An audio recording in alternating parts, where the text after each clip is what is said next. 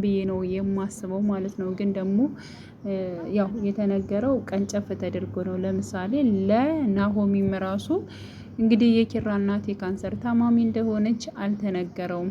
ግን ደግሞ የአባቱ ሀሳብ እንደዚህ ነው ተብሎ ሀሴትን ማግባት እንዳለበት ተብሎ ነው እየተነገረው ማለት ነው። ስለዚህ እውነቱን ሲያቅ እጅግ በጣም ለጽናትም ያስምላታል። ለጽናትም እጅግ በደንብ ከእሷ ጋር ሆኖ ይቆማል። ግን የጽናት ዋናና ዋና ጥፋትና ስህተት ነው ብሎ አሁን ኪራ ያመነው የምትወደውን የምታፈቅረውን ሰው እንዴት ለሌላ ሰው ትመኛለች?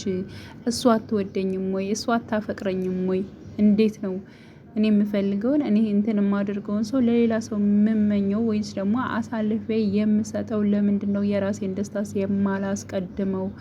በማለት እንግዲህ ያ ነገር ነው የተሰማው። ጽናት ደግሞ ከእሷ ይልቅ የሰዎች ደስታ የሚያስደስታት ነች። በእርግጥ የእሷ ደስታ ሳያስደስታት ቀርቶ ሳይሆን ሞር ደግሞ ከኔ ይልቅ ደግሞ ያንን ደስታ የሚያስፈልገው ሰው አለ ብላ ስለምታስብ ነው ማለት ነው። ስለዚህ እንግዲህ በዛሬው በክፍል 59 በእርግጠኝነት ጽናትና ኪራ መስማማት መቻል አለባቸው። በቃ ተስማሙ እንዴ! በቃ ተስማሙ ሁለታችሁና ሁለታችሁ ብቻ ተስማሙ ማለት ነው። ምሩና ናሆሜ እንደተስማሙ ፍቅር በፍቅር እንደሆኑ እናንተም ደግሞ ፍቅር በፍቅር ሁኑና በቃ መስማማት መቻል አለባችሁ።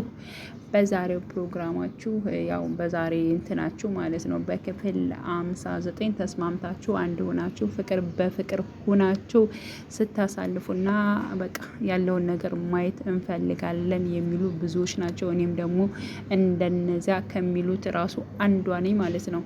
እና ውድ የቻናሌ ቤተሰቦቼ ያው ቻናሌን ሰብስክራይብ እያደረጋችሁ እንዲሁም ደግሞ ላይክ አድርጉኝ። ስለምትከታተሉኝም አመሰግናለሁ። ግን ደግሞ ላይክ አድርጉልኝ። ላይክ የለም ኮሜንት ያላችሁን ሀሳብ አስተያየትም ስጡኝ ማለት ነው። እና ውድ ቤተሰቦች እጅግ በጣም ነው የምወዳችሁ። መልካም ጊዜ ተመኘውላችሁ።